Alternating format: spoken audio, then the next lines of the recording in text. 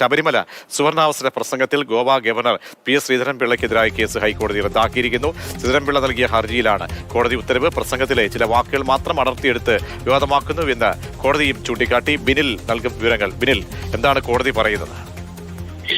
2018 PS. ശ്രീധരൻപിള്ളയുടെ വിവാദ പ്രസംഗം ഉണ്ടാകുന്നത്. അന്ന് അദ്ദേഹം ബി.ജെ.പിയുടെ സംസ്ഥാന അധ്യക്ഷനാണ്. ശബരിമല വിഷയം അതൊരു സുവർണാവസരമായി കാണണമെന്ന അദ്ദേഹത്തിന്റെ പ്രസംഗമാണ് പിന്നീട് വിവാദമാകുകയും പോലീസ് കേസ് രജിസ്റ്റർ ചെയ്യുകയും ചെയ്തത്. ആ കേസാണ് ഇപ്പോൾ ഹൈക്കോടതി റദ്ദാക്കിയിരിക്കുന്നത്. ആ പ്രസംഗം പൂർണ്ണമായും പരിശോധിച്ച ശേഷം അതിൽ ഈ കുറ്റകൃത്യം നിലനിൽക്കില്ല എന്നാണ് ഹൈക്കോടതി വ്യക്തമാക്കുന്നത്.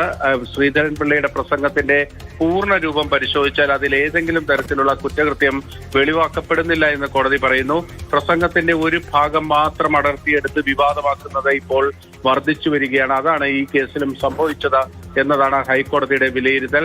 Justice P V. കുഞ്ഞികൃഷ്ണനാണ് പി.എസ്. ശ്രീധരൻപിള്ളയ്ക്കെതിരായ കേസ് റദ്ദാക്കിക്കൊണ്ടുള്ള സുപ്രധാനമായ ഉത്തരവ് പുറപ്പെടുവിച്ചത്.